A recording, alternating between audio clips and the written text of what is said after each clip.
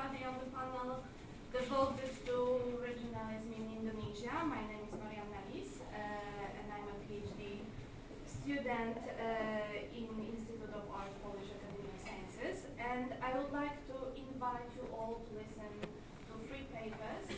I think that we can have time for short discussion after each paper.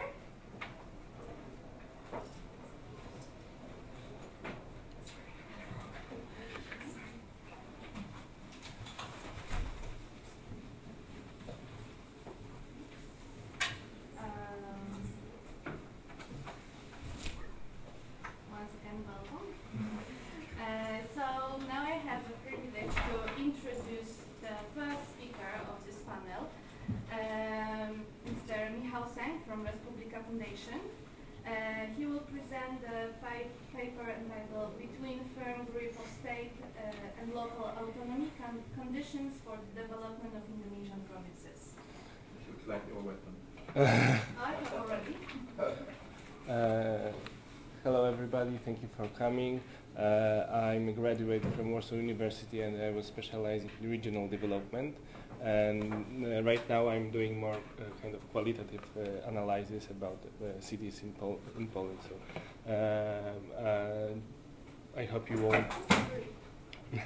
I'm kind of a lonely rider here among all of the specialists in Asia, so I hope you won't eat me. The plan of presentation is as following, and I think we'll get right to the point.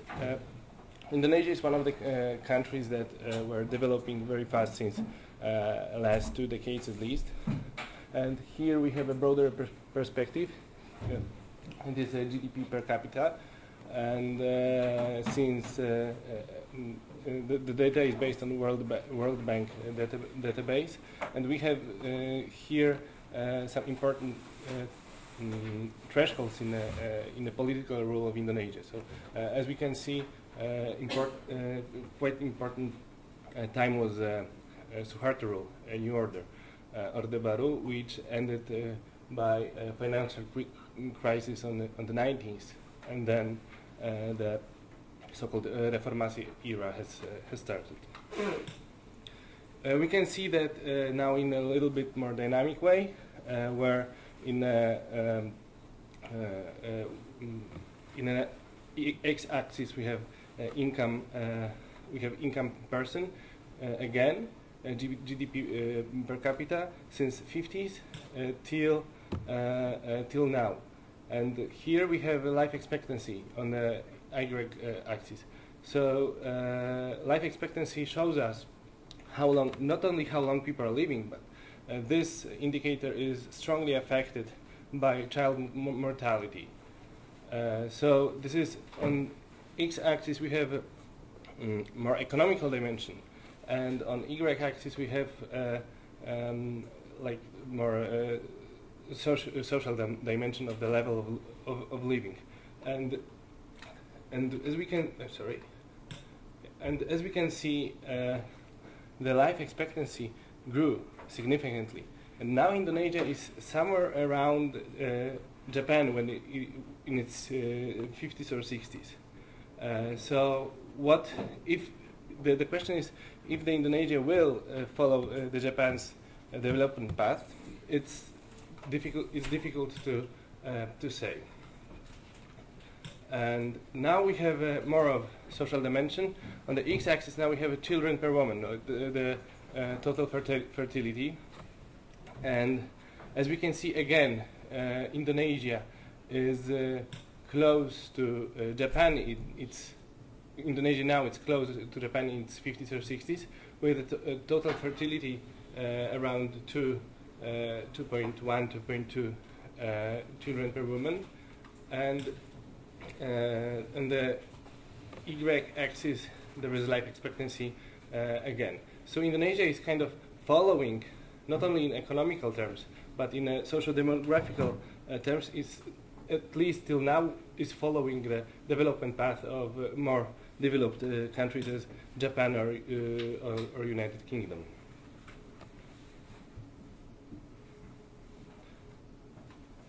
So, but what about regions? Like Indonesia is one of the most diverse regionally countries in the world, the biggest archipelago country, and how it, who benefits this development? And about when we talking about development of the whole country, which regions are beneficial of this development and which are not? I chose this map because here is shown North Kalimantan is a new province of Indonesia, and Indonesia consists of 34 provinces now, and that shows the process that is ongoing right now. Like not only right now, but since the beginning of this century, called Pemerakan blossoming. So the number of the provinces and districts in Indonesia is rising. So here we have the graph that shows us distribution of the population, and on approximately half of Indonesia's population lives in Java. Like the bigger the yellow part of the graph is, the more people live there, and those gray contours in the background are the real shapes of the island. So as we can see, there we have from the demographical perspective, we see the huge domination of the Java. Java is the center of the Indonesia. Then there is Sumatra, and rest of the islands are not so much populated. I'm sorry for Polish legends down here, but the circles are the size of population, and the cartogram, like the colors, are how many people live per square kilometer. And then again we can see that the density, both density and the number of the population is highest in Java and in Sumatra. So when we are talking about development, I base on HDI, Human Development Index, which was created by Amartya Sen, and then like based on Amartya Sen theory of capabilities approach, and then converted to numbers, to a real measure by Mahmoud ul Haq, the economist of Pakistani background. And Amartya Sen was asking in his theory what capabilities of living good life we have.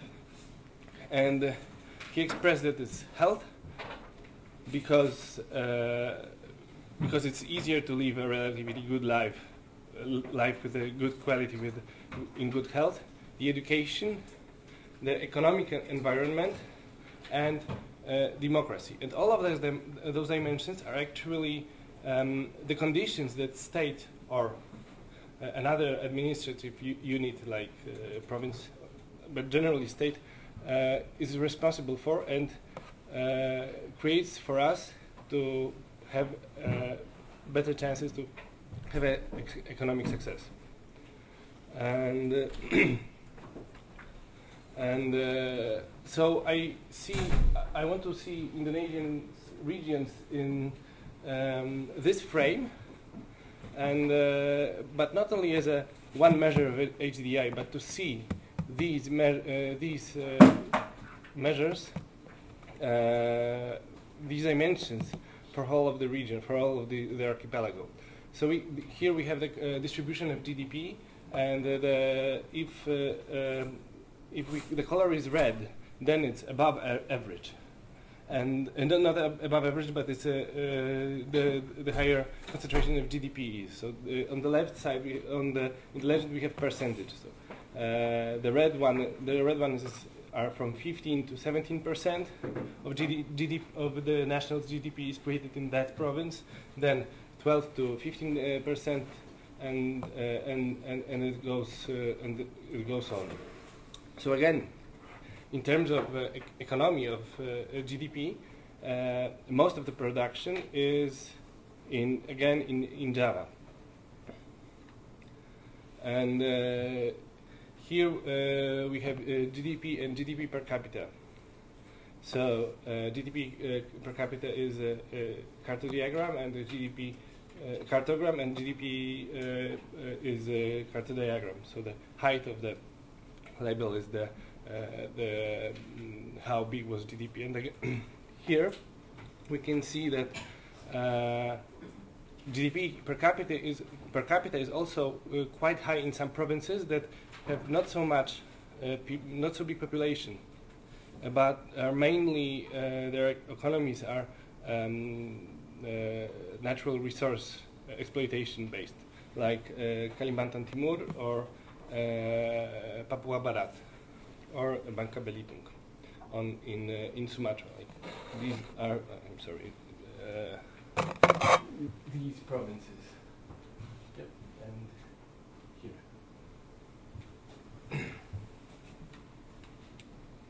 And here, another perspective. Again, GDP per capita, but where the country average is 1. So everything which is above country average is green, and everything that is below country average is of different shades of red. And again, what we can see is the huge discrepancies between regions. So like, if the country average is 1, so let's call it 100%, then the wealthiest provinces in these terms are 4 times, have the GDP per capita in those provinces is 4 times or 4.5 times bigger than national average, and the poorest ones are like 20% of national average. But GDP per capita is, or GDP in general is, does not show us how wealthy the society is. So I also want to see the disposable income, and that measure shows us, that indicator shows us how much people really, how much households have and can spend to buy commodities, because this is also the measure which is regionally different. It's inflation adjusted, and so the disparities now here are not so big as with the GDP per capita. Again, the average is for the country is 1, and as we can see, these discrepancies are not so big, and we can see also that a little bit we can see the differences. And Java now, in this measure, is not so, let's say, wealthy as it is in GDP per capita, and that quite well reflects, as you can see, the poverty, the percentage of the population that lives below the national poverty line. And we can see really big discrepancies within the islands, also between the provinces, between the islands, but also within the islands, and the regions which are significantly more poor than our eastern provinces of Indonesia, some regions of and some regions of Sumatra. Again, poverty where one where the average for the country is 1, and everything which is green is much higher than average for the country, and everything different shades of red are lower than average for the country. So as we can see, surprisingly quite well in this measure, comparing to the average of the country, is Kalimantan as a whole island, and again we can see Java as an island with a huge, with a relatively big discrepancies within the island. So to sum it up a little bit, discrepancies in regional GDP are much bigger than in disposable income, and regions with high GDP do not necessarily have high disposable income, and regions with high disposable income have lower rates of poverty, and that except of Java. and also basing on literature, the growth only does not really improves poverty. Like the poverty is not declining only by the growth. The growth is not enough. Like GDP growth only is not enough to reduce the poverty. And another measure, life expectancy, and as I told before, it is the measure that shows us not only how long people are living, but how public services and access to public health can influence improving life expectancy. And here the country is one. So what we can see here again, big discrepancies within regions and relatively good position of provinces, Sumatra provinces. Here we can see that in a different way a little bit. So what we can see, the very bad situation in Nusa Tenggara, that's eastern Indonesia, two provinces of Nusa Tenggara Barat and Timur, and we can see a relatively good situation in Sumatra.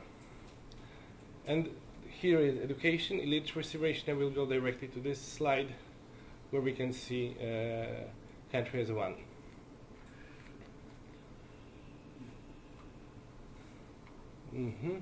And as I told before, worst situation is in eastern Indonesia, in the peripheral regions without growth poles, note lower scores. About growth poles, I will tell a little bit more in a second.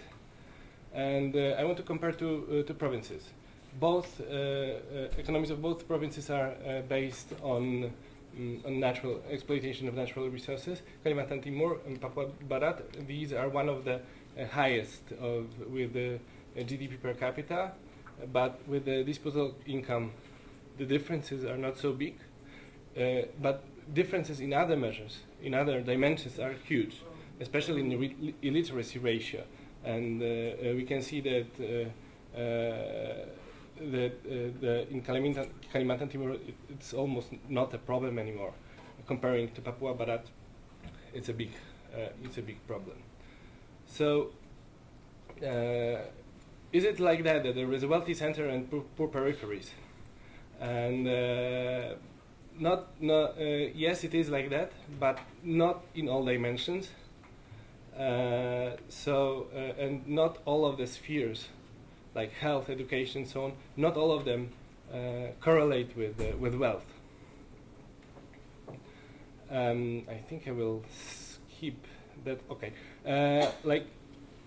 what is the relation between center and periphery according to the literature about growth, economical growth theories? Enterprises performing in the most effective sectors of economy develop cooperation networks, and it strengthens spatial concentration. So, on one hand, cities create conditions favorable for economical development, and on the other, economical development and hence development of the labor market creates favorable conditions for cities' growth. What does it mean? It means that it's difficult to have a wealthy province or any wealthy region without a city. Like the growth poles in this case, cities, are needed to distribute also development and growth to other regions. So, can we choose the core regions, and how can we choose growth poles? According to these criteria, and I will talk a little bit about red ones later. These are the growth poles for whole of the country: Jawa Timur, Jawa Barat, Banten, and Sumatra Utara. But excluding the red criteria, we can see which is which is geographical share of GDP and share of the population, we have more provinces that can be growth poles for other regions. I will skip that actually. So, but a lot about centralization was said before in the previous panel, and but what is most important now, I think, is one of the effects of decentralization, which is called pemekaran, where, and in this case, the local authorities are chosen by in the popular vote elections, but that's the first thing, and the second thing that the power was designed to not to provision provinces, but to districts, and the effect of that is that we have a lot there is a strong tension to create new districts from the local societies and local authorities as well, and the number of them is significantly growing. And one of the consequences also is that districts, kabupatens, are competing with each other instead of cooperating and coordinating their policy in between themselves. So, what the effect is now that rich regions will, in this, if the circumstances will not change, the rich regions probably will remain rich, and discrepancies will be petrified, and there is a big obstacle with the infrastructure investments, because kabupatens districts are usually too small to coordinate big investments that can push growth and prosperity to bigger regions. Government often lacks of expertise on local situation, and provinces does not have enough resources, both financially, and they don't have also political power to implement the policy. Okay, so thank you very much. And thank you very much. Now we have time for some questions, because our papers are so different that it will be maybe better to ask questions directly after the presentation. So, if there are any questions, please. I guess, thanks for the presentation. Mm-hmm. I guess it would be nice if you could elaborate a little bit on your conclusion that discrepancies will be petrified. Mm-hmm. Given the previous paper in this room, there was the previous channel, there were papers on increased infrastructure investment Mm-hmm. in these outside regions, and there's more, due to decentralization, more money is flowing there. Mm-hmm. So, what are the mechanisms that you say that this petrification will happen? Mm-hmm. Yeah, that's true that investment in infrastructure is really needed, but it has to be effective, and it's very difficult to implement effective policy without the coordination. The big infrastructure investments only on the kabupaten level, and the provinces are lacking of the political power and funding, and also financial power to coordinate and to invest by themselves. So it's like, I agree with that infrastructure, especially in such a country as in Indonesia, like in the recent report of the World Economic Forum, and I find it quite puzzling. The index for infrastructure and the availability of harbors in Indonesia is worse than some of the landlocked countries like Slovenia or Austria or Switzerland. So that's a big problem. Yep.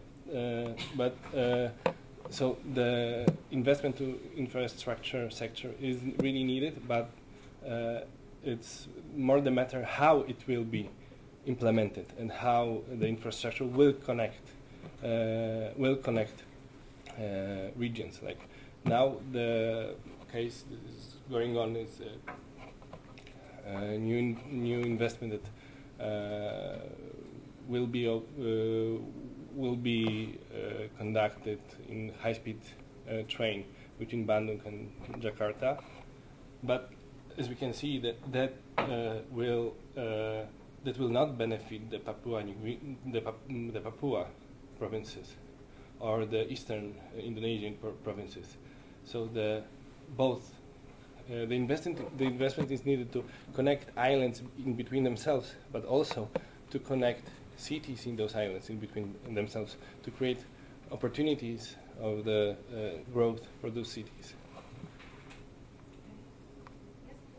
What do you attribute the wealth of East Kalimantan to, and how sustainable do you think that is?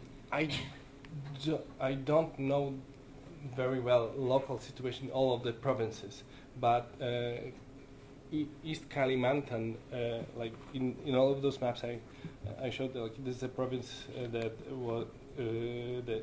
relies on natural resources exploitation, and that's why it's so wealthy. Somehow they managed to transfer that wealthness to other sectors, to education and to health, which is also to disposable income, which is quite important, and that is also one of the factors that this province has been divided now. Now, like since 2 years, we have two provinces like this: Kalimantan Utara and Kalimantan Timur. And but I'm sorry, I can address the question. I think that would be very interesting research to go to check the both provinces and districts that succeeded in their economical development in a certain dimensions, and to see what factors cause their success, and and to see also those which are not succeeding, like Papua Barat, for example, and what are the obstacles for them to succeed.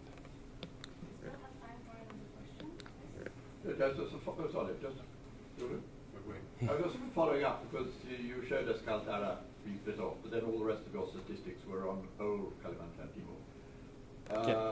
If you relate to cities, say you've got Balikpapan and Samarinda, would they be your cities? And then Caltara now has no big city, perhaps Tarakan or perhaps Nunukan, but they're not big cities. And so it would be, like you say, I think it would be an extremely interesting experiment to observe what is happening. Yeah. My experience of Kalimantan Timur, which has all been connected with the plantation industry, is that the investment in the roads is appalling. You have the so-called richest province certainly outside Java, and things like transportation and so on are heavily under-invested in. And a lot of the improvement to personal welfare is possibly being delivered through the plantation and forestry industries, which are enormously exploited here. But they are bringing in a very large population from elsewhere in Indonesia, and they're not necessarily benefiting, in my experience, the indigenous population. And so there may be increasing wealth, but it is very largely being drawn in from the rest of Indonesia. So it's an interesting statistic. I mean, Kaltim and Kaltara, I think, would make a very interesting study. Yeah, I agree on that. Sure. Thanks. Thanks very much for your paper. I want to preface my question by saying that every year for the last 3 decades, I renew my pledge never to prognosticate about Indonesia. I never get it right. I agree on that. I'm going to ask you to prognosticate. And it's about the point that you make about provinces being under-resourced. Now, throughout much of Indonesia's history, and Indonesia has been grappling with decentralization since it's been a nation state. But there's always been, the policy has always been to sort of bypass the province and try to devolve authority and budget-making decisions down to the Kabupaten level for political reasons, because the fear that provinces would want to break away and have greater autonomy, and that Indonesia might balkanize and fly apart. And that was certainly a consideration in 1999 with the most recent decentralization laws that Habibie pushed through. However, now, 16 years into this experiment, I think we can safely say that Indonesia has survived decentralization, and it sort of works. Do you think it's possible to pull back some of those resources and some of that political authority to the provincial level? Do you think that's a political possibility in Indonesia? Because I think it's very, very necessary. I don't know. I know that that dispute was a big taboo, at least for when Indonesia gained its independence, because it was, as I said, also it was used by the Netherlands to argue that Indonesia is not able to control their own territory, and so on. But the question is also that I agree on that it is needed, but maybe it would be good to try to do to force districts to cooperate with each other on another level. For example, to have a law that they can invest from the public fund from government only if they cooperate and with each other. And I think that could be kind of not directly addressing the power to the provinces, because I agree on that both power, political power, responsibility and competences should be addressed to the provinces. But if it's too risky, let's say like that, then maybe it should be the way to force districts to cooperate with each other on planning development, and then to implementing the development policy regarding that they will receive funds or not. Maybe that's the way also. Very sorry, but we have to move to our second panelist. Thank you very much, Michał. And now I would like to introduce the second speaker, Anna Stempin, the PhD student from the University of Warsaw. And the title of her presentation is Reconstructing Local Identity, Case Study of Cultural Revival Movements in Minahasa. Thank you, Marianna. In the first part of my paper, I'm going to present a short introduction to regionalism issue and more historical background about Minahasa and its more state-of-art part. And the second part is based on the case study of Warana Iwea, which is a cultural movement, which is a part of fieldwork material collected during my stay in the North Sulawesi province in 2012 and 2014. I would like to stress at the beginning that this is not completed paper of completed research. It's rather a prelude for the further one. So I just try to make some attempts to comprehend some cultural and social phenomena that I met during my stay in Minahasa Regency. And the second thing is that my field experience preceded my academic interest in this topic. When I came to Minahasa, I mainly came there to join Bahasa Indonesia language course, and I tried to, by chance, get met with the activists from cultural movements, and I just went with the flow like that. So I will appreciate all the comments that may guide me through a further research. For those less familiar with the region, Minahasa itself refers to both a geographical regency, Capita within North Sulawesi province, and at ethnic identification, suku bangsa. And when we refer to Minahasa as an ethnic notion, it's usually said to consist of 8 sub-ethnic groups, which is Tontemboan, Tombulu, Tonsea, Tondano, Tonsawak, Bantik, Bentenand, and Ponosakan. However, as it was described by Kirsten Brown, which subgroups were included under the common umbrella of Minahasa identity was and is still subject of continuous negotiations. For instance, on the official website of Minahasa Audit Council, there's a reference to 9 groups called Traditional Minahasa Societies, including Mamutehu, the previous pirates who settled on Manado Tua Island. According to Michael Jacobson, contemporary Minahasa identity is fluid, consisting of several layers of explanation, and it changes of references according to who defines what it means to be in Minahasa, where is it defined, and when. On the other hand, it is an umbrella concept that covers various markers and aspects of Minahasa identity. Author shows that attributes traditionally associated with the ethnic identity, like local language or history, were not commonly mentioned, giving the floor for such cultural markers like westernization, Christianity, food education, democratic nature, or personal attributes like, for example, being open, dynamic, adaptable, independent, and also character features like sobong, which we can translate as being arrogant, or banga, which is translated as being proud. Administrative and political changes of post-New Order has given a new place and political importance to regionalism and local identities in Indonesia also. And though David Haney points out that it is not the first time that regional issues have been in the forefront of Indonesian political life. Minahasa is especially interesting case to explore as, according to Henley, the group is characterized by persisting continuities in its steady aspiration for regional autonomy, from the late colonial times, the colonization process, up to today. According to Raymond Sheffield, there's perhaps no other people in Indonesia that has changed so radically in the course of 19th century as the Minahasas. At the beginnings of the century, local inhabitants were still organized across independent and fairly autonomous political units called Walak. Most of them were endemic rivals. Inter-Walak fights, headhunting, slavery were a common practice. And groups were oriented around 8 mutually unintelligible languages, and only 3 of them, Tontemboan, Tombulu, and Tonsea, shared the myth of common descents.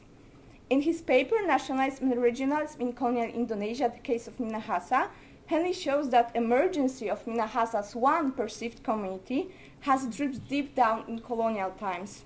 As the result of Dutch colonialism and missionary activity, as well as the reaction to it, the Minahasa acquired the characteristic of a modern nation, which process was, according to the author, parallel to the formation of Indonesian nationalism. Territorial bases for the Minahasa nation were formed somewhere between 17th and 19th century. After a series of conflicts, finally in 1679, the leaders of Walak concluded the treaty with Dutch East India Company, which renounced their allegiance to the king and declared to be VOC vessels. Landstreek van Manado has been formed and embraced around 27 Walaks, related independently to the Dutch authorities. In 1789, the name Minahasa appeared for the first time in the Dutch documents as the notion of the Council of Chiefs, convened in intervals to dispose instructions and resolve internal conflicts. Compulsory cultivation of coffee forced the transformation of Walak leaders to bureaucratic corps, and during that time the Minahasa became to designate the whole territory. Creating of Minahasa project was supported by the massive conversions to Christianity. The Dutch Missionary Society promoted suppression of headhunting, abolition of widespread slavery, stressed cultural similarity, and propagated the legend of Toar and Lumimut as the descendants of all Minahasa. Tondano group, former Tonsea slave, was described as coming from the same origins, having the same origins like all Minahasa. Adaptation to Dutch customs and many external forms of life like clothing, food, architecture was also considerable. And at the same time, selected customs and crafts has been distinguished from the foreign borrowings and standardized and promoted.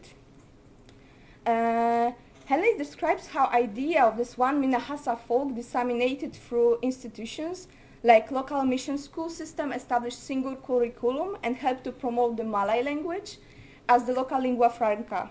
Colonial authorities reshaped traditional social system, propagating inter-Walak marriages.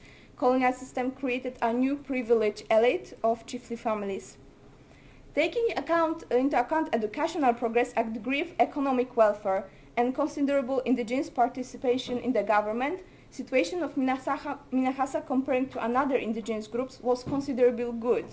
However, soon with the rising of local identity and continued politics of ethnic discrimination, Minahasa found themselves in an uncomfortable situation, somewhere between Europeans and other indigenous groups. Inclusion of Minahasa to the newly created Indonesian state was neither smooth process nor an obvious choice. By not going much into details, federal shape of a state was, with politically autonomous regions was a dominant variant. However, there was a time when the idea of literal integration to the Dutch state was also a popular solution. Devotion to the region, discontent about central government monopoly over the purchase and marketing of copra, resulted in a broader movement for regional autonomy called Permesta. I made this short and simplified outline of historical context, as for me it's fundamental to understand current narrations of my interlocutors.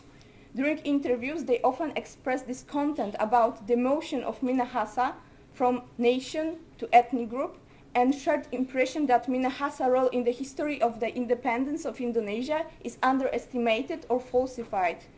One of the strongest statements that was made is that there's a pursued attempt in the cultural politics of the state to make local culture perished, and such the Indonesian independence proclamation did not end the colonization, but just change the drivers of that process.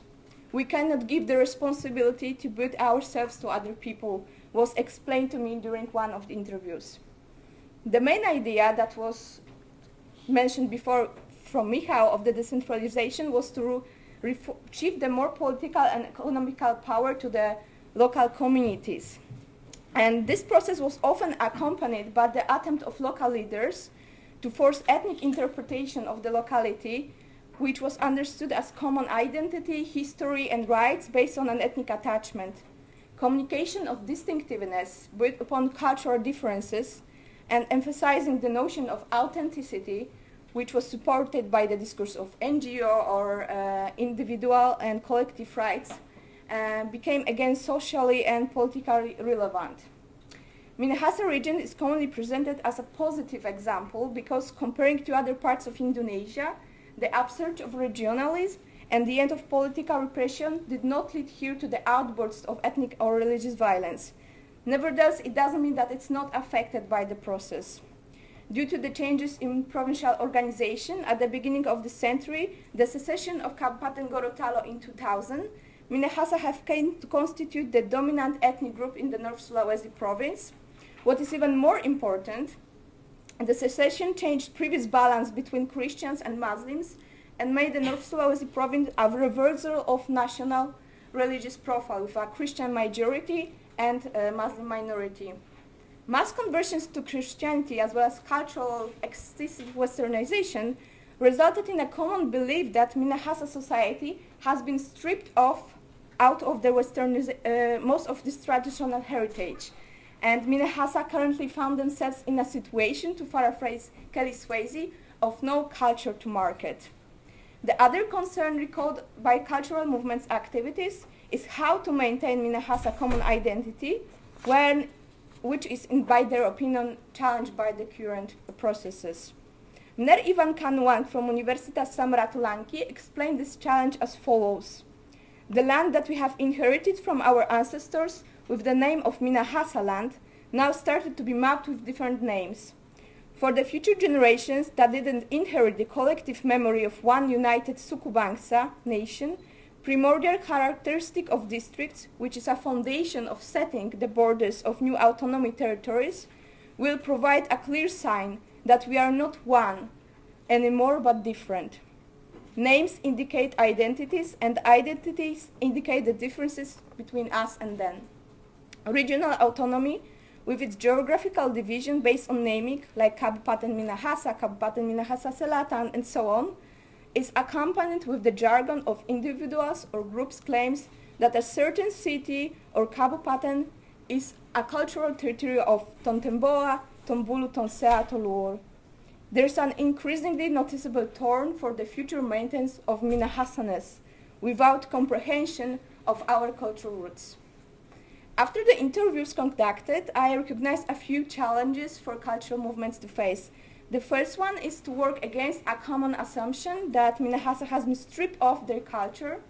The second one is to play an active role and take the responsibility in the process of cultural reconstruction, which for a long time has been left for outsiders like missionaries, researchers from the other parts of Indonesia and abroad. And the last one is how to shape this process of cultural reconstruction without losing the notion of collective Minahasa identity and at the same time respond to the current socio-political situation. And now I would like to focus on a case study of one particular cultural community and show how it tries to respond to these challenges. Waranewaya is an art and culture community led by Tonas Rinto, which developed from the Kawasaran group established in Warembungan in 1999. The primary activity of Waranewaya community is to give a ritualized performance of Kawasaran tradition. As it was explained to me by Tonas Rinto, there is a Kawasaran that is just a dance, and there is a Kawasaran that is a true devotion of those who want to follow the ways of the ancestors. In this comprehension, the community distinguishes itself from other Kawasaran groups and stands against the process of Kawasaran commodification, which leads to abandonment of the ritual meaning and to reducing it to just a form of regional popular dance. Kawasaran Warembungan has long historical roots.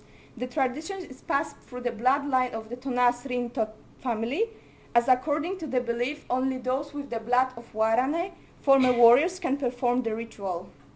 At the beginning, Waranewaya formed a very exclusive, close community because the wider local community did not necessarily appreciate its activities.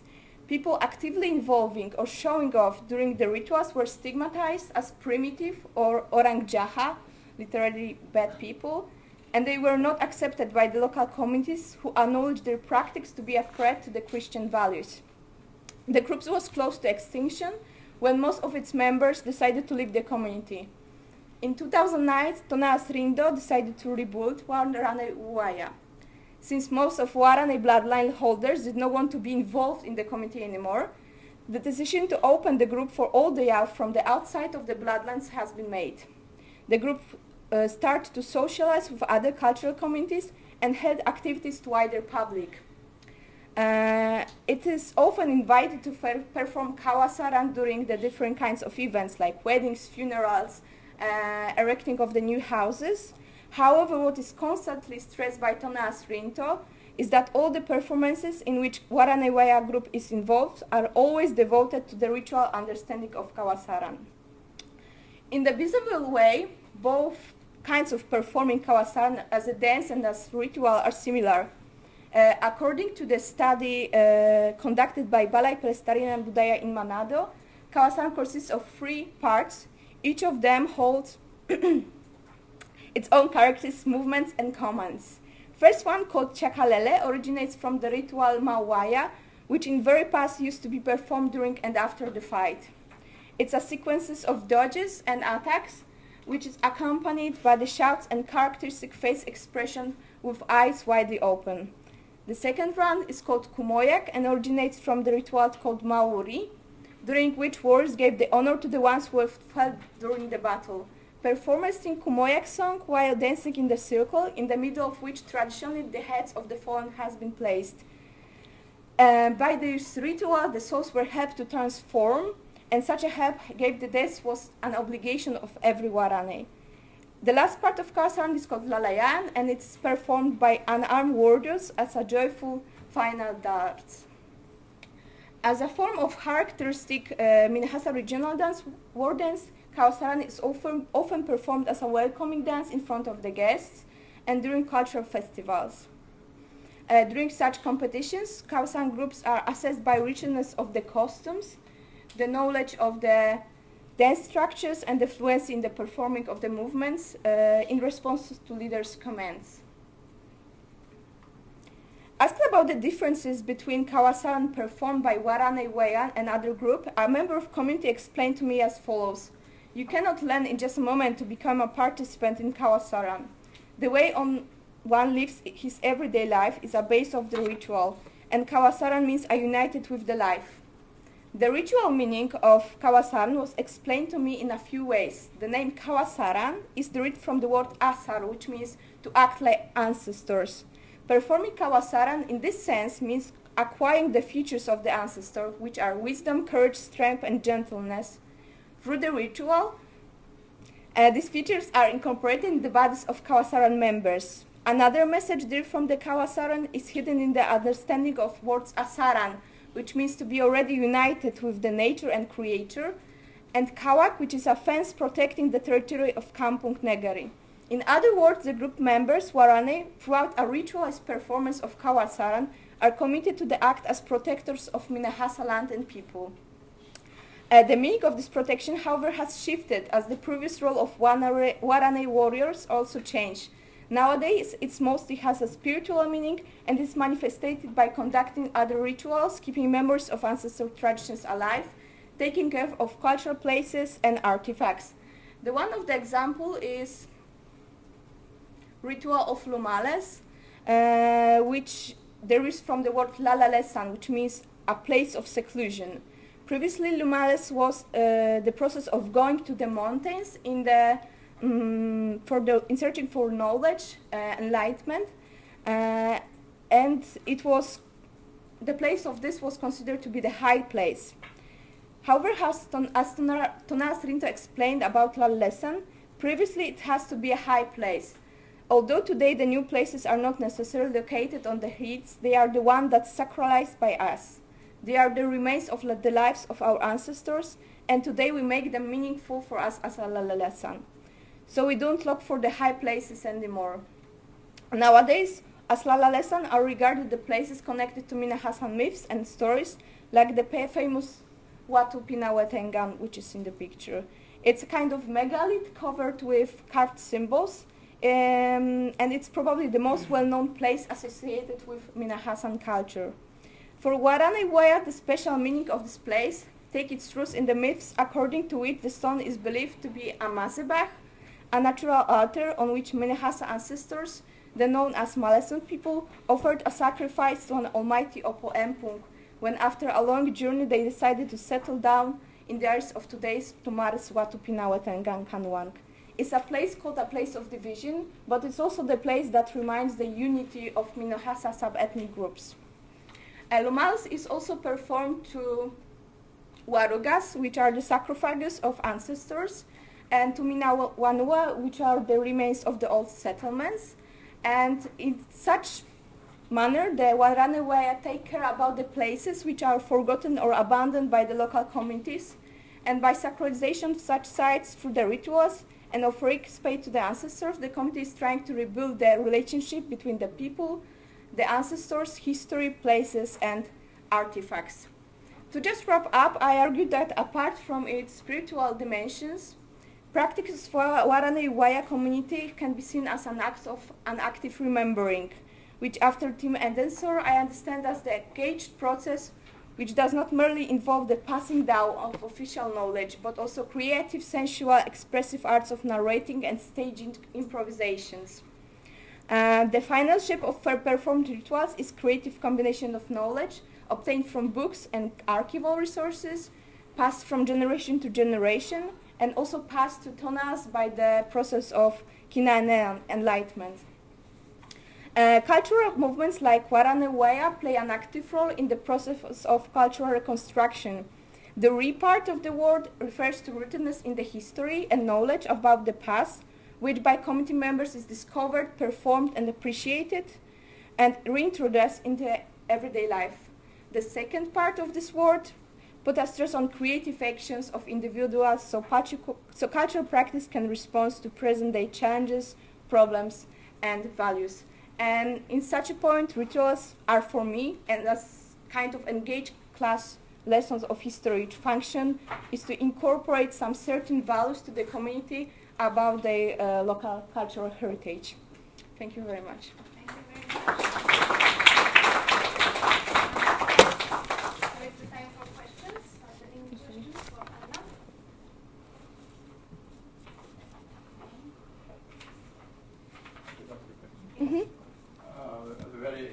talk, and the use of animal products in maintaining a cultural entity. I noticed that every headdress has a hornbill head in Yes. the center of it. The hornbill is also amongst the Dayak people of Kalimantan. It's also a cultural object. What is their attitude towards the conservation of these hornbills? Are these things conserved? And do they have any concerns about the prevailing use of these remains? Actually, it's all these attributes. This hat is called porong, and it can be made from the Cenderawasih bird, but also from different kind of owls. And usually these attributes are passed from one group to another group, and they belong to the community which is performing. But now this kind of the resources are quite rare. I mean that people are still hunting and looking for the resources like this, but it's kind of not legal so much anyway. So, for example, when I was joining the performance of the Kawasaran during one of anniversaries of the local church, some people just put like the toy of the bird instead of the real one. So it's still changing. The customs are still changing, but I observed this community like from 2012, and I see that now the more value it's given to this community. And for example, now they are trying to remake the costumes according to the archival resources, like the pictures. And I know that these costumes that they are making now are made in Tanah Toraja, so actually in the different part of Indonesia. So they just basically make the idea of the costume. And about this Kalimantan Dayak style, actually Cakalele is also one of the regional dances in Maluku Islands. And it's kind of, negotiation who was the first and who's real an authentic performer of this dance is. So it's kind of negotiation level. But they belong to the community, and the community is who is taking care about these attributes, basically. And may I just ask, the black feathers, what are the black feathers? This one is the feathers from Cenderawasih. Really? Yes. Yeah. We have another question there. Yes, thank you. Thank you for a fascinating set of pictures and words and reflections and everything. I'm a linguistic anthropologist from Durham University, and I did my research on Nine Island. I don't know if you're familiar, me and Manado, 3 hours from Manado. And I was wondering, because I explore non-Anglo-Western senses of ethnicity and in the indigenous, and I wonder if the cultural activists that you work with, how do they depict other ethnicities in the area, like islands, small islands, minoritary Muslim communities? And if you could talk a little bit about your methodology, where are the places where you run the interviews, and where they were urban settings or not, and how that influenced and informs the concept of the indigenous in a way. Okay. So as I said, it's a kind of preliminary research. So basically, I just found that's something which fascinates me, and I just went with that.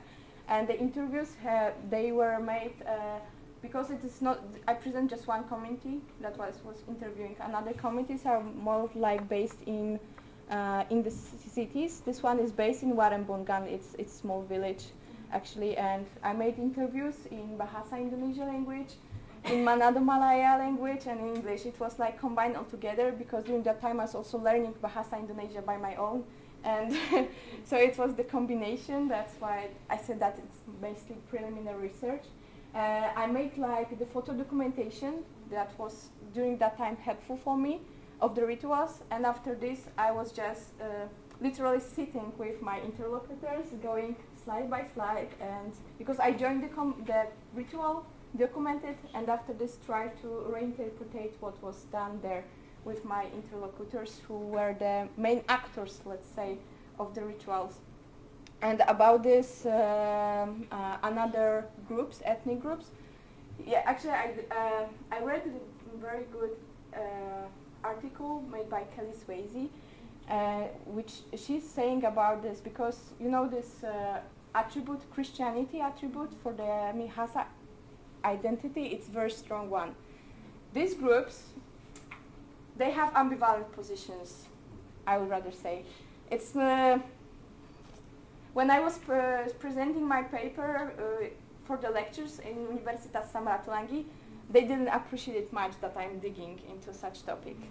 Why do you think that Why do you think I think it's because of these Christian attributions that are found to be real Minahasa one, and like rituals that I just show it here, like the bloody sacrifice things. Maybe it's not something that is accepted. Actually, it is, because my friends were joining this kind of rituals, and for example, put the pictures with the traditional costume.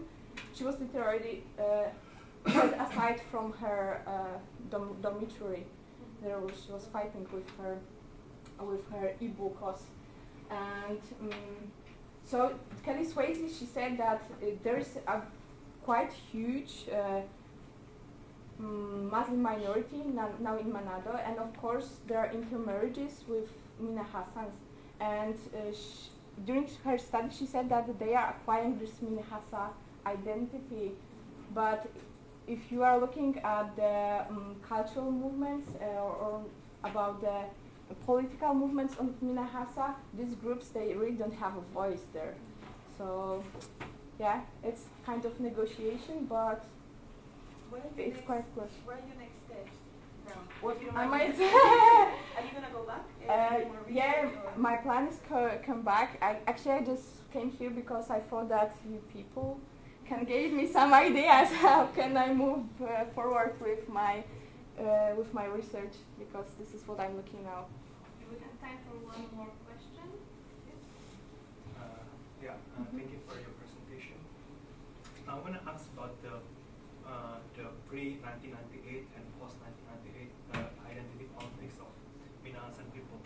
Because if you see historically, these Minahasan people are like, they have been alternating between different discourses, because in colonial time they were assimilated so much with the Dutch culture, and so these people has like the most percentage of Protestant in Indonesia. They have like around more than 90% Protestant in Indonesia.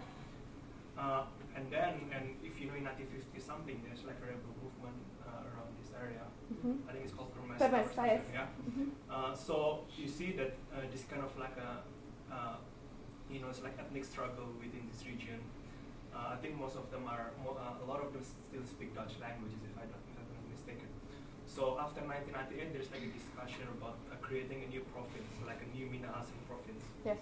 How do you see this forward? I mean, after this decentralization, do you think it's feasible, like Kalimantan Utara, for example, that we just discussed? Do you think this ethnic identity could be realized in geographical realization of a province? Okay, so according to I'm not so much in politics of identity. It's like I'm more grassroots level part. But according to the state of art, as I said, Minahasa it's commonly showed as a quite good example. So of course there's big devotion to the region there, but it's basically, even Permesta fight, it was like it was not like the kind of rebellion from Indonesia. It was more about giving more autonomy with the state, within the Indonesian state. And it's even the proclamation, Permesta Charter, it's written there that we are not against the state of Indonesia, but we want more local autonomy and things like that. But this is like literature.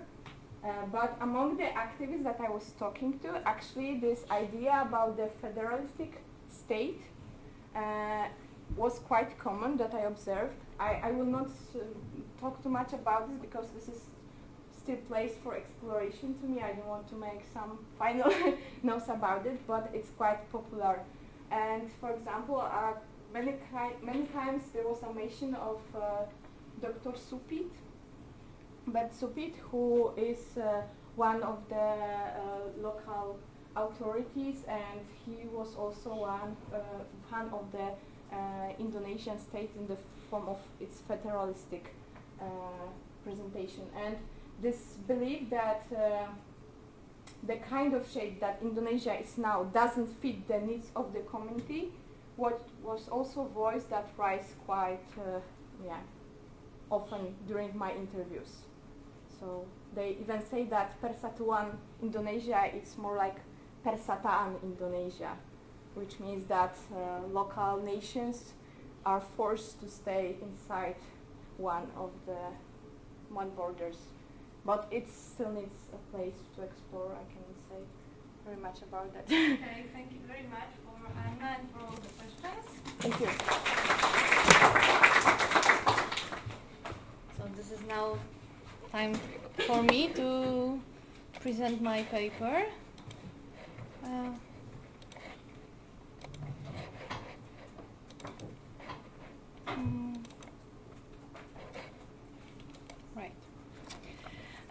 So the paper I would like to present is based on the field research I have carried out in Yogyakarta since 2012. And my main subject is contemporary shadow theater, wayang kulit, and visual and performing arts in the post-Suharto Indonesia.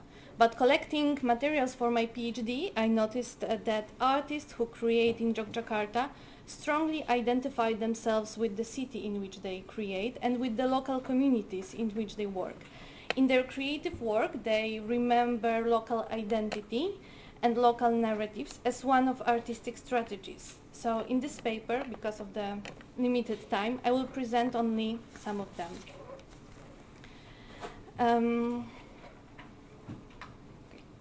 The special region of Yogyakarta, Daerah Istimewa Yogyakarta, is today the only region which is in Indonesia which is ruled by pre-colonial monarchy.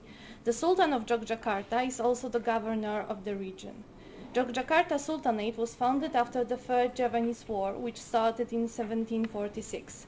The fights ended in 1755 when the Treaty of Gianti was signed and the Sultanate of Mataram was divided to Surakarta Sultanate, led by Pakubuwono III, and to Yogyakarta Sultanate, led by Prince Mangkubumi, who took the title of Yogyakarta Sultan and the name of Hamengkubuwono I. Sultan Palace, called in Indonesian Kraton, was the place where in colonial times arts and old traditions were cultivated and developed. In time, it became one of the significant cultural centers in Java, and performances have become one of the most important in life of Indonesian societies, confirming local relations and celebrating shared values. They were also the place for social and political critique. Yogyakarta and its then Sultan Hamengkubuwono IX played a vivid part in the time of Indonesian national revolution. Between 1945 and 1949, Yogyakarta was the capital of fighting country, and Kraton became a temporary shelter for the leaders of the struggle for independence, including the first president of Indonesia, Sukarno. In recognition of the heroic efforts of the Sultan and the inhabitants of the city, Sukarno granted Yogyakarta province special status. In the time of Orde Baru, New Order, as Barbara Hatley notices, and I quote, resistance to the state through critical engagement with Javanese performance tradition provided a short idiom among modern theater groups during the Suharto era and attracted enthusiastic support from politically critical audience members. End of quotation. One of the first engaged artists was the playwright and director Rendra, who founded in Yogyakarta in 1970s the Bengkel Theater. His plays, such as written in 1975 Kisah Perjuangan Suku Naga, The Struggle of the Naga Tribe, in metaphorical language using characters and the elements from the traditional Javanese theater wayang kulit, criticized socio-economic reality of Orde Baru. When Rendra was banned from performing for 8 years, new theater groups appeared in Yogyakarta, which continued his activities. One of them was established in the 80s, Gandrik Theater, creating performances influenced by local varieties of folk theaters, and another, Teater Garasi, was founded by Yudi Tajuddin shortly before the fall of Suharto regime. That theater is very successful not only outside of Indonesia, but mainly plays very important community role for the artists in Yogyakarta. The space created by the theater has become a place to exchange experiences and ideas and for cooperation. At the same time, Garasi performances, especially those from the early 21st century, critically analyzed political changes of the late 90s. One of the most important projects of that time was the triptych Waktu Batu, the stone time, created in the years 2002-2005, in which the artist analyzed the Javanese identity crisis, and I quote again Barbara Hatley, which occurred after the ending of the Javanese-dominated Suharto regime. The plays evoke and play upon several age-old Javanese myths, showing them as interconnected, blended, and merged with experience of the present day. End of quotation. The day before the resignation of President Suharto in May 1998, peaceful demonstration in Yogyakarta gathered more than 1 million people. When the euphoria associated with the beginning of the Reformation period fell and the tension caused by the earlier fight and resistance against state control undermined, the artists have come to the fore. The artists of young generation creating today in Yogyakarta deconstruct centralized image of the history and tradition imposed on Indonesian in times of Orde Baru. They concentrate on local audience and problems constructing new or strengthen existing communities, thereby expressing the identities of specific social groups. Expressing local Jogjanese identity has come to be seen as a source of pride. One of the most interesting examples of art focused on the expression of local experience is Wayang Republic, created by Dalang puppeteer Ki Catur Banyek Kunchoro. The background of the events in the performances of Wayang Republic is always Yogyakarta, the city the Dalang comes from. The performances relating the history of the beginnings of independent Indonesia were created in response to, discussed in 2009 and 2010, the government's plans of act repealing the special status of the Yogyakarta region, where the Sultan acts also as the governor. These plans led to massive anti-government demonstrations in November and December 2010. More than 30,000 people took to the streets expressing support for the rule of Sultan.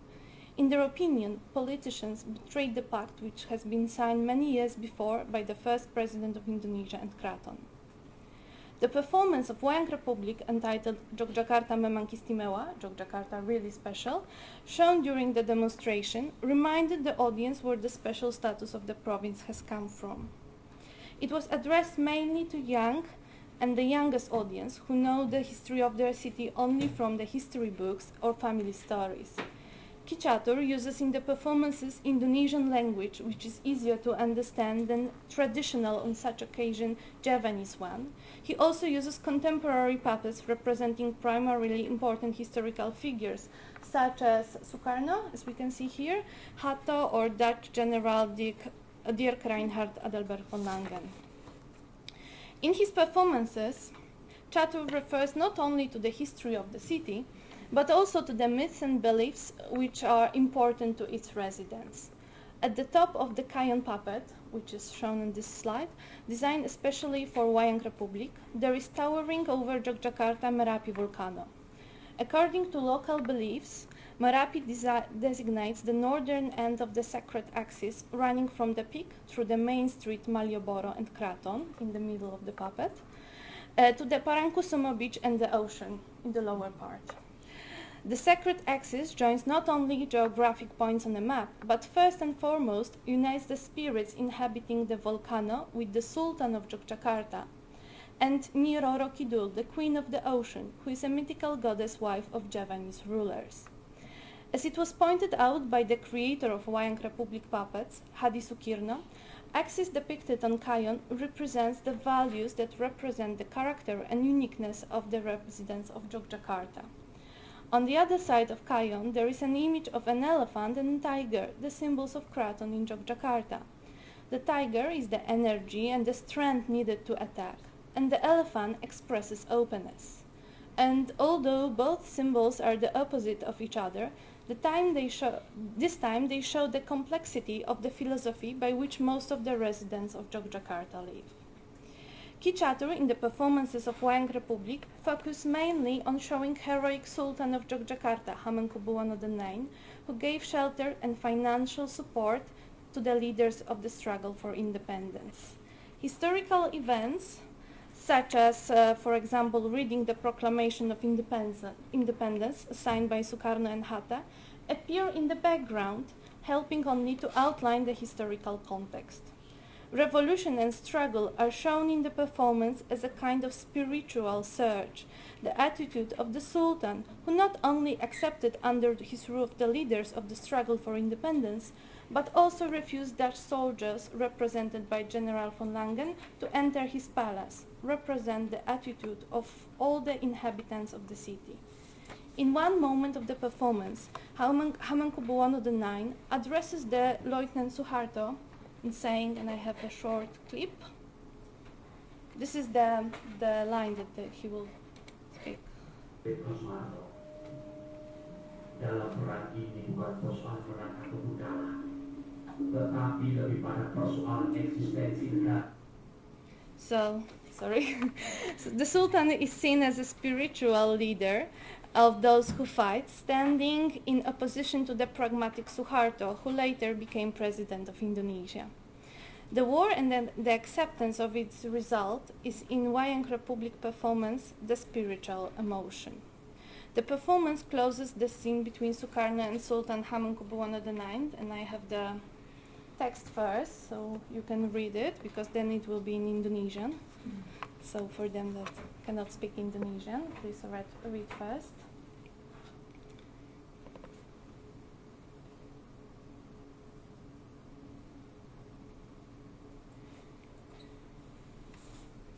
Okay. So I'm very sorry because I have to open it, not from the presentation. Tuan Sultan, ya, Bung atas nama rakyat Yogyakarta, saya menyampaikan permohonan maaf yang sebesar-besarnya apabila selama 4 tahun ini ada banyak kekurangan serta kesalahan. Tidak ada yang perlu dimaafkan, Tuan Sultan. Justru saya yang berterima kasih sekali atas semua ketulusan yang telah diberikan oleh Jogja dan rakyatnya untuk Indonesia.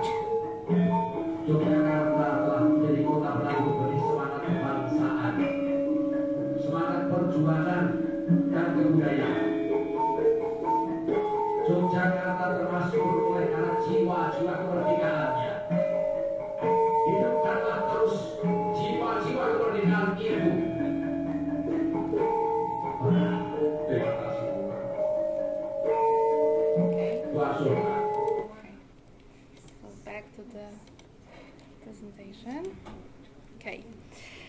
The performance of Wayang Republic, although it was created in response to current political events in the country and protests that flooded Yogyakarta, showed how through art and culture referring to the tradition and history, one can celebrate local identity.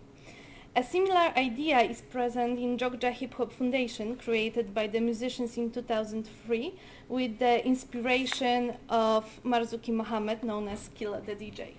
This is the group.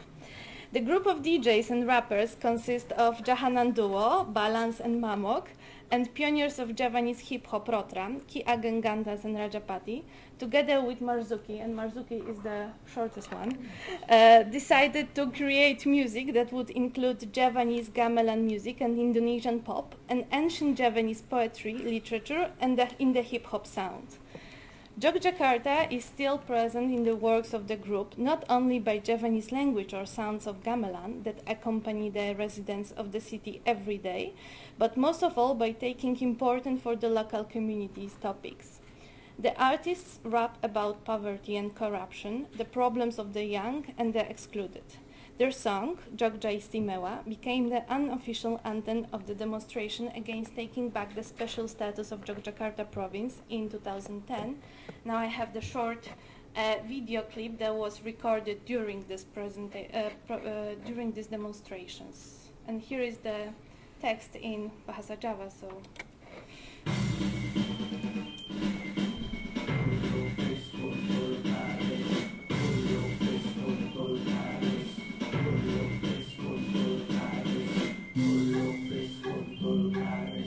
Oh,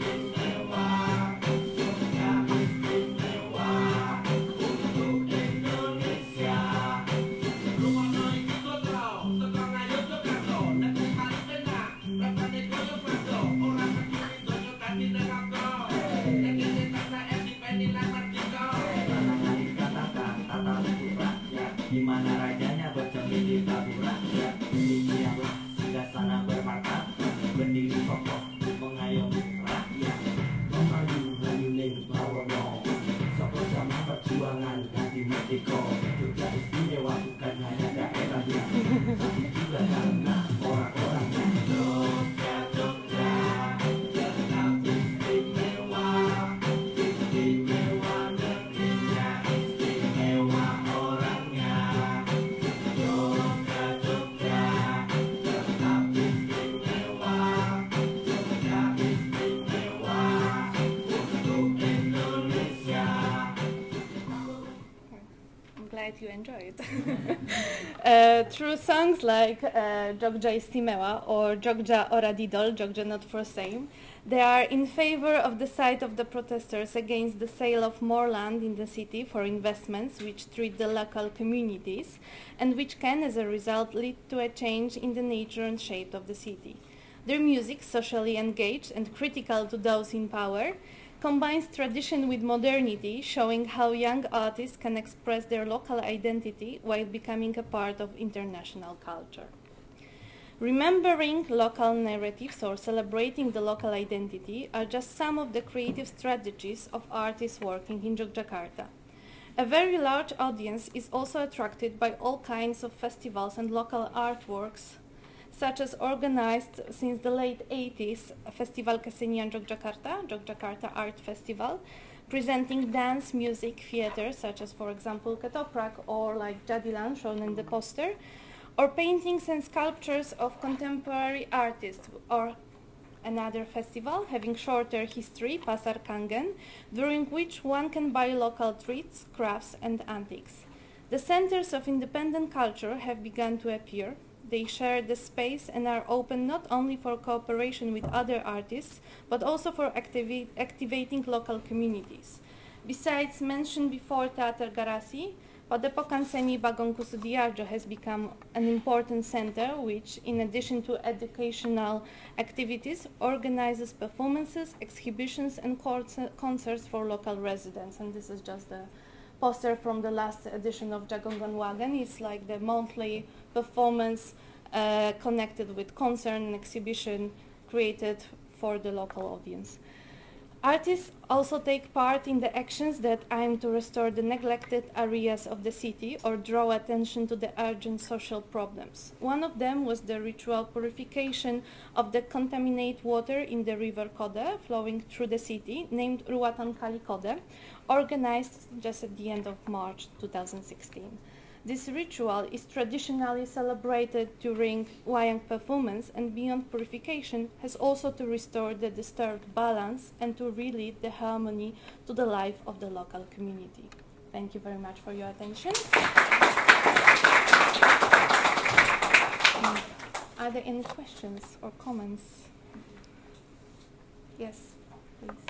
Thanks for a nice presentation. I think it's a lovely city. I think I have a different perspective on the contemporary situation in Jogja. As far as concerned, that Yogyakarta after 1998 has been massive under pressure because the shift power balance between the province power and the state power in Jakarta is quite hard because in terms of financial support and in terms of democratization process, because there is a big issue about the crisis of succession of Sultan, because many critics believe that Sultan wants to retain their power through the dynasty, not through electoral process. And there's a big issue in Yogyakarta, and there's also enormous capital flow from elsewhere, from Indonesians flow to Jakarta. It can be traced by the problem with the local community conflict, the anti-hotel buildings, anti-construction of hotel, and many problems. So I think this presentation is part of Yogyakarta. When the people want to romanticize Yogyakarta identity as a place of istimewa, but I wonder if there is any performance or artist in Yogyakarta that address the the contemporary issue, the massive problem, the conflict, land conflict between the Keraton and the local people in Pasir, in Kulon Progo. So I think this is true, but there is other side of Yogyakarta that I want to know. Do the artists address this kind of problem? So that's my question. I think the most active artists are all kind of street artists, that they are responding immediately. If there are problems, they are creating their works and exhibit in the public space, like they are painting on walls and or streets. So all this kind of current problems, they are first discussed through the street art, and then if there is a response, usually after the street art comes performances, music, exhibitions, and so on. I cannot give you one name because it's like, I mean, the Jogja art scene is one of the biggest in Indonesia, so there are plenty of artists dealing with the current situation, because this is also one of the most important source of inspirations for them. I mean, they are discussing these current issues. For example, this one with the succession of the Sultan, like who should be the next Sultan if there are only daughters of the Sultan. So, and how this special status should be like, what should be done with this special status in Indonesia. I mean, this performance from Wayang Republic, they created because of these demonstrations, but then they start to develop this idea to present the history of Yogyakarta, the history of this special status, the history why the Sultan is also the governor of the Yogyakarta for younger audience, because they have no idea about the history. For example, I saw a few exhibitions dealing with this problem of who should be the next Sultan. So there were special exhibitions and special works like sculptures, installations, discussing the subject if the daughter of the Sultan can be the next Sultan, or should we search for someone else, and what about this power of Sultan? Is it like the governmental power, or if it's some kind of other power? So, I mean, there are a lot of this kind of activities going on. Also about like this problem with the new airport in Yogyakarta, with the land for the airport. I mean, it's discussed through street art, through performances, through installations, but I cannot give you one name because there are like plenty of artists discussing this. I don't know if I help you. Yes, please. I read some days ago that some of the figures in the art scenes are actually thinking of entering the election. So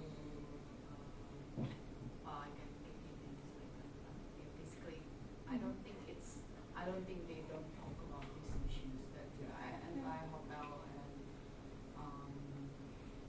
this I talk about. But basically, I think the recurring issues in Jogja is that the arts are very vibrant, but then policy and development is kind of like happening beyond sort of arts control, right? But it's when we talk about some are actually entering politics. Okay. Yes. You have a question? Yeah, I'd like your thoughts on, let's call it the explicitly religious content of some of this, the art scene in Jogja. Particularly, what I mean is, it's my impression in many other parts of Java, Kejawen is truly under assault. Yeah. You know, you find the grave sites, for instance, they're being surrounded by minarets with loudspeakers and sort of and hostile, almost Salafism. The Tanggir, you know, has more or less ceased to exist. But it seems in Java, in Jogja, I mean, I get the feeling that Kejawen is really sacrosanct, and it very, very much is interwoven with this sense of identity that's still being celebrated, and in fact is enjoying sort of a revivalism. But just like your comments about, you know, in the context of sort of the Salafiism of, of Indonesia. How is Jogja dealing with that? I mean, I thought that in Jogja is very open-minded and very liberal, and also like this Kajavan is the very important part of the Jogjanese lifestyle and Jogjanese artists. But just recently, like last week, 2 weeks ago, I read about some attacks on Jogjanese galleries like Survive Garage. There was an attack during the Lady Fest because they accused the organizers of this event of the LGBT associations. So they start to attack, and then the gallery had to move at the end of August 2016, even if they don't have, like, even if their contract is still valid till the next year. So it started to be a little bit difficult maybe for some communities. Also like closing this Varia school. Also like all these issues, not only connected with LGBT, but also with some other like this very liberal Jogjanese art centers. They start to appear. Maybe it's just recent, and maybe it will stop very soon. But I think it's the general, I don't know how to say it, like the general observation that the whole Indonesia is a little bit less tolerative and less open as it was before. So I don't know how it's going to end, but yeah, it started to be a little bit dangerous for arts centers to be as open as they were before. Yes. I think last one, because we are already run out of time. It's a quick question. Okay. Following on from this, if there is an issue of threat in all this, then people should know about what's going on in terms of the art forms themselves. If I go onto Google and Google, Jogja hip hop, will I find a clip of the wonderful film that you've shown, the demonstrations? Beyond that, yes. Will it just be in Bahasa? You can find it within the English subtitles. Because I mean, the question is, in a sense, how widely the speech is activated. Because it showed clearly, it's wonderful. I mean, this group, Jogja Hip Hop Foundation, they toured US 2 years or 3 years ago. So they have few, I think, 2 songs in English as well, and combine English with Indonesian. But they also have these clips with English subtitles if you search on YouTube. So they I don't think they're known here at all. I could be wrong. Please correct me, somebody. Okay, thanks. Okay, the very last question. Yeah, thank you for the presentation, and I just wonder, because your presentation is like basic and it's like a lot of things happen in your presentation, a lot of performance, and you try to present one by one, but I don't really see how this all performance and our performance is going to, for example, like kind of synthesis between all these performers. Because, for example, like Garasi, in the beginning you didn't really dig to Garasi. Garasi, for example, like what Garasi is very different, for example, with the country. They was using like local traditional improvisation of local humor, and then that Garasi moved toward more experimental, using bodies and very abstract.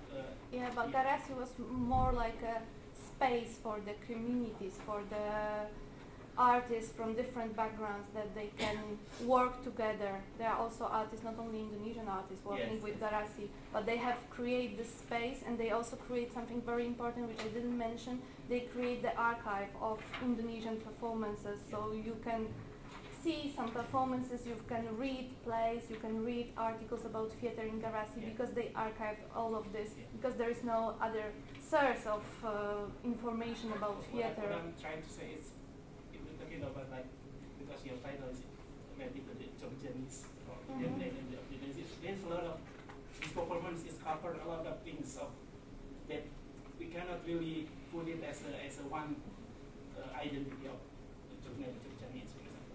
So it's more complex than what I'm trying to think and what I do is like how this kind of different performers, for example, like Catur also with working with also with Jogja K-pop Foundation, with Boyan Bocor, and then also about how Jogja Istimewa also now become ironic, and they try to turn it. Istimewa is not Istimewa, for example, like Jogja or Adido. It is like the same people doing that. And now Jogja Istimewa dealing with Dana Istimewa, for example. And the Dana usually makes money toward performance, and that's kind of complexity. This is very, very good, but it's just 20 minutes. I cannot present everything. It's kind of impossible. I mean, also my main research is about contemporary wayang. So this is just like, I know that Catur has also this group wayang hip hop, wayang bocor, wayang mythology, and many others. And it is just like the few aspects, few examples, how you can express your identity, how you can respond to also some local problems of the local communities through art. Of course, there are just like few examples, maybe the most popular or like the most spectacular one that I choose, but I'm like 100% aware of this is more complex problem, and then I'm writing PhD about this, and it's like 300 pages, and we have just 20 minutes, so I couldn't present all of these problems. Thank you for your questions, and thank all of you for coming.